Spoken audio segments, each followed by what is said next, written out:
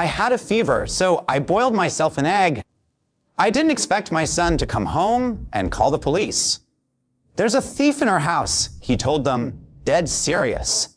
She stole one of my eggs. The officers thought it was a joke. Evan didn't. Ms. Blake gave me those eggs. They're imported. She stole from me, so she should be arrested. Then he looked at me like I was a stranger. Mom's just lazy. She's pretending to be sick. No wonder Dad likes spending time with Ms. Blake. I bit down hard to keep from crying. It didn't help. To him, my silence was proof I was guilty. Ms. Blake said people who do bad things always act pitiful, he added coldly. When my husband got home, he didn't even ask how I was. You sit around all day and still say you're sick? Sounds like you just have too much time to be dramatic. If you were half as thoughtful as Sophie, I wouldn't be this exhausted. I almost laughed. When I had a 102-degree fever, he said the clinic was too expensive. But when his secretary mentioned her villa felt a little cold, he signed a $30 million contract without hesitation. He was never stingy. Just never with me. That was the moment I stopped caring. That night, I stared at the message my father had sent me and made a decision. Tomorrow I was going home, not as his wife, not as anyone's mother, but as the heiress I had always been. Chapter 1. After the first decent night's sleep I'd had in ages, I was jolted awake by my phone. Adrian Cole's voice blasted through the speaker. Vanessa Sterling, where the hell are you? Evan didn't go to school. His teacher called me directly. Are you trying to let this whole family fall apart? Before I could answer, Sophie Blake's soft, affected voice drifted in from the background. Mr. Cole, don't be angry. Vanessa still might not be feeling well. It's just that Evan is already late. If the teacher asks too many questions, it might not look good for you. That was all it took for Adrian's temper to flare. What does she know about looking good? She sits around the house all day pretending to be sick and lazy, and she still can't handle one child. You did this on purpose, didn't you? You wanted to embarrass me. I must have been blind when I married you. You don't have half of Sophie's sense. I hung up. A second later, my phone started buzzing again. Adrian's name flashed across the screen over and over. I muted it and tossed it onto the nightstand. The old me would never have dared. 10 years ago, when I first met him, I followed him around like a fool in love. When he worked late in the winter, I stood outside his office building for 2 hours in a down coat just to hand him a cup of hot ginger tea. When he said his company was short on cash, I went to my father in secret and begged him to invest, then made sure Adrian never found out. I had graduated from a top university, but the moment Adrian said women were better off staying home with the children, I put away my resume and traded my life for a stove, a washing machine, and a house that never stayed clean. To protect his pride, I never told anyone I was the daughter of Sterling International Bank. The Chanel in my closet disappeared behind cheap cotton t-shirts. When I went out with him, I didn't even dare carry an expensive bag. I thought if I was gentle enough, quiet enough, useful enough, he would eventually love me back. In the end, when I was burning with fever, he couldn't spare me a single word of concern. But when his secretary complained that her villa's living room felt too cold because it was too large, he signed a $30 million purchase contract without blinking. He had never been stingy. He had only been stingy with me. I got out of bed and made myself breakfast. Behind me, I heard my son, Evan Cole, come in. He slammed his backpack onto the dining table. Why aren't you better yet? Ms. Blake prepares me breakfast every morning and takes me to school. You even forgot to drop me off. You're the most useless mom ever. If I got to choose, I would have picked Ms. Blake as my mom a long time ago. Something in my chest seemed to crack. When I gave birth to him, I was afraid painkillers might affect him, so I endured 3 days and 3 nights of labor to bring him into the world. For 8 years, I cared for him day and night. Even when I was exhausted and sick, I dragged myself up to cook for him. No matter how badly I was hurt, I still forced a smile in front of him. If not for Evan, I would never have endured Adrian and Sophie's betrayal for so long. But in the end, he was Adrian's son after all. Cold, ungrateful, full. My fingers tightened around the sandwich in my hand. Then I turned to him and smiled. Fine. I'll take you to Ms. Blake later. From now on, she can be your mother. Chapter 2. Evan stared at me, wide-eyed, as if he hadn't understood what I meant. I ignored him and went straight to the bedroom to pack. I owned so little, it was almost pathetic. The closet was packed with Adrian's custom suits, and any one of them cost more than half a year's worth of the bargain clothes I wore. In the mirror, the woman looking back at me had dull skin, tired eyes, and shadows that no amount of sleep could hide. There was nothing left of the girl in the white dress who used to turn heads on campus. Enough. From now on, I was going to live for myself. I had just reached for my wedding ring when the door was shoved open. Adrian stormed in. The second he saw the packed suitcase, his pupils tightened. Then anger flooded his face. Vanessa, what the hell is wrong with you? What kind of nonsense were you saying in front of Evan? Telling him to call another woman mom? Do you even know how to be a mother? His righteous tone almost made me laugh. I didn't know how to be a mother. Back then, to give birth to a son, I nearly bled out on the operating table. When the anesthesia failed and the pain made me bite down so hard I almost cracked my teeth, I still begged the doctors to save the baby first. When Evan was little and had a seizure from fever in the middle of the night, I ran across half the city in a thin coat with him in my arms, searching for an emergency room. I was shaking from the cold, but I never loosened my grip. And now, because I ate one of his eggs, he wanted the police to arrest me. Because of a few words from an outsider, he believed his own mother was lazy, sick on purpose, and pretending to be pitiful. The child I had nearly died to bring into the world had chosen to protect the woman who treated me like an eyesore. I let out a cold laugh. You're right. I don't deserve to be his mother. So, I'm making room for someone who does. The anger on Adrian's face seemed to falter. For the first time, I saw a flash of panic in his eyes. Before he could speak, Sophie walked in carrying Evan. The moment she saw my suitcase, she frowned with a gentle, concerned expression.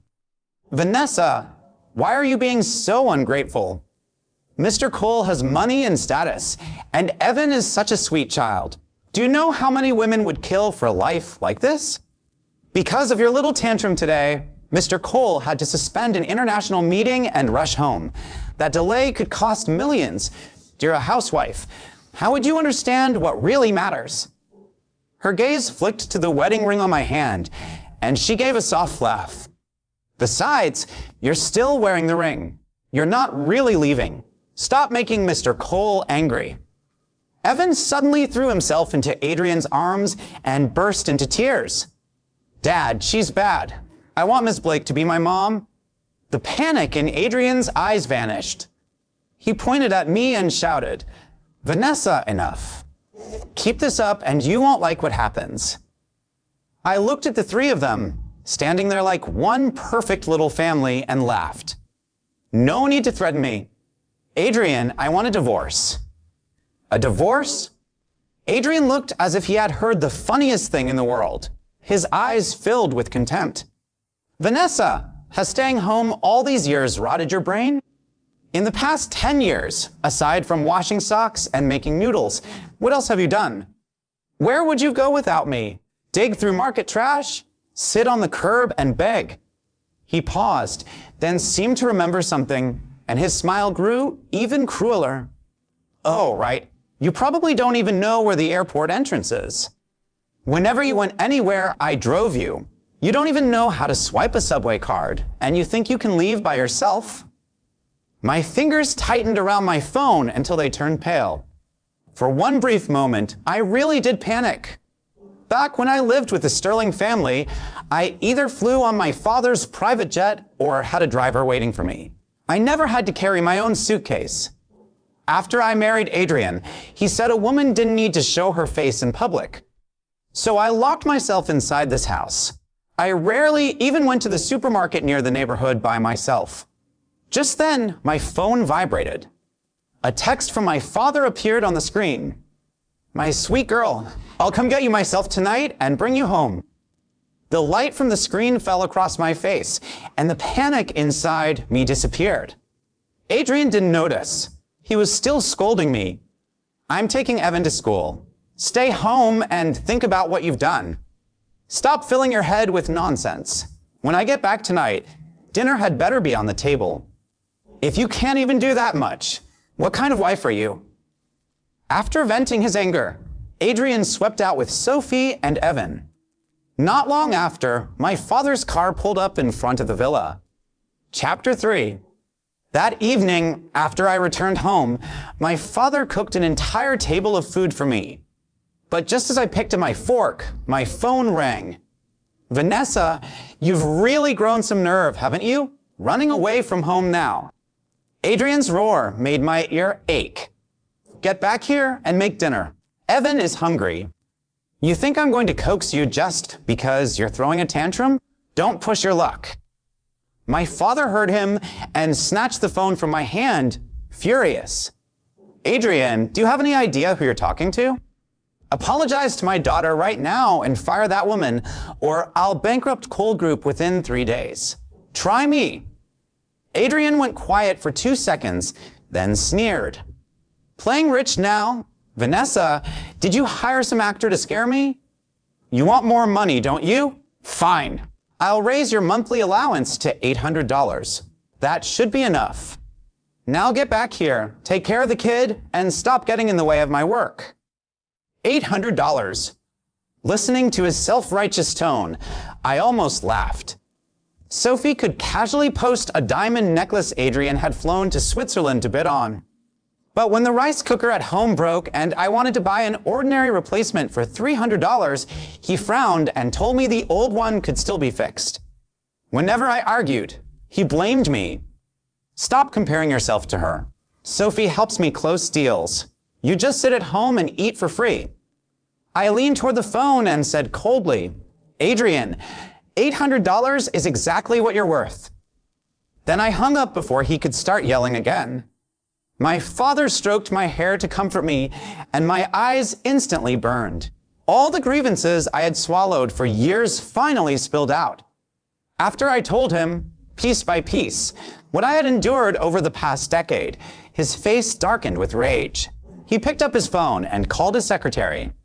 "Notify every supplier, upstream and downstream. Anyone who works with Adrian Kohl is making an enemy of Sterling Group." And especially, my father added with a cold laugh, that subsidiary of his preparing for IPO, JTech Holdings. I want it shut down immediately. Personally. I was still listening to him give instructions when my phone rang again. It was Adrian. His voice was hoarse with exhaustion and anger. "Vanessa, who the hell was that actor pretending to be your father? Why was JTech's listing application rejected?" I gave a faint laugh, didn't answer, and blocked him. So my father worked fast. Good. That saved me the trouble. That same day, my father hired the city's top divorce attorney and sent Adrian the divorce papers. Since coming home, I no longer had to get up at 4 every morning to make breakfast for Adrian and Evan. I no longer had to clean until my back ached, or bargain over a few dollars worth of groceries. Over the next 2 weeks, Adrian changed numbers again and again to call and text me. I blocked everyone. One day, my father took me shopping and we ran into Adrian, Sophie, and Evan. Evan trailed behind Sophie in tiny steps, all 10 fingers hooked through 4 or 5 luxury shopping bags. He said carefully, "Miss Blake, I'm hungry." Sophie stopped at once. She turned to Adrian with tears already shining in her eyes and tugged at his sleeve. "Adrian, I haven't even been shopping that long. Why is Evan already acting up? Did I do something wrong? Is that why he's trying to make things difficult for me?" Adrian was frowning at his phone. When he heard her, he glared at Evan. Can't you see I'm busy? The company is about to collapse. Can you be more mature and stop causing trouble for Sophie? Chapter 4. Evan's little face flushed red, tears gathering in his eyes. His small hands clenched the hem of his shirt. His lips trembled as if he wanted to run to me, but didn't dare. My fingers tightened around the strap of my bag, and my heart twisted. Before, whenever Evan was hungry, I always kept warm oatmeal in a thermos for him. But in the next second, I remembered him calling the police over an egg. I remembered the way he had cursed me. That small ache of pity went cold. Wasn't this exactly what he had wanted? I turned to leave, but a timid voice came from behind me. Mom. The moment Evan spoke, Adrian jerked his head around. The next second, he charged toward me like an enraged animal, phone clenched in his hand, eyes bloodshot. He had barely reached the entrance before a staff member stepped in front of him. Good evening, sir. This is a VIP lounge. Non-members are not permitted inside. Adrian's temper exploded. He pointed at me and shouted, I'm looking for my wife. Who are you to stop me? Vanessa, you won't come home. You won't answer my calls. And now, after a few days away, you think you're too good for us? His wife. How ridiculous. He had the nerve to call me that while shopping with another woman. I didn't bother answering and turned to leave, but Sophie's gaze swept over me. The next second, she covered her mouth and took half a step back, putting on a shocked expression. Vanessa? No wonder you've been hiding and refusing to come home. Did you find yourself a rich man? Then she turned to Adrian, eyes red as she shook his arm. Mr. Cole, you've been looking for her like crazy these past few days. You could barely focus on the company. How could she be so heartless? And now she's deliberately humiliating us by keeping us out of a place like this. Adrian had already been furious after being stopped at the door. After Sophie said that, the veins at his temples bulged. He pointed at me and cursed. Vanessa, I knew you didn't have the backbone to make it on your own. What else can you do besides rely on them? You acted sweet and obedient in front of me, but now your true colors are showing, aren't they? You greedy little bitch. Evan suddenly broke free from Sophie's hand and ran to the lounge entrance. He clutched the doorframe and cried, Mom, do you not want me anymore? I'll listen to you from now on, okay? The moment Evan finished speaking, the area went silent.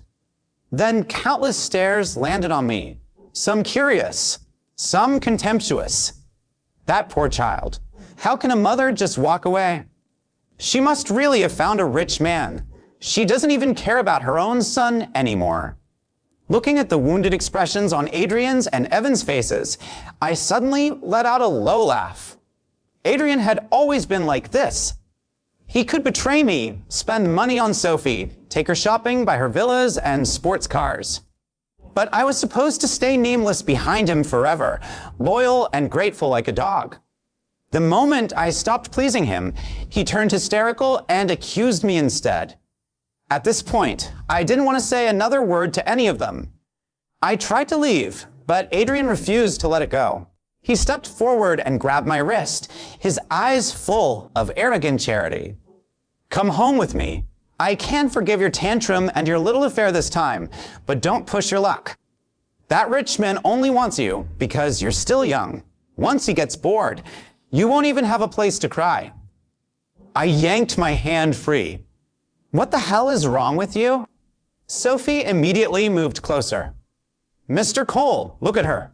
Now that she has someone backing her up, she's forgotten everything you've done for her.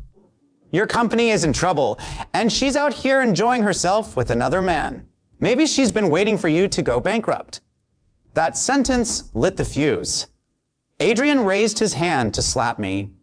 I instinctively shut my eyes, but the pain never came.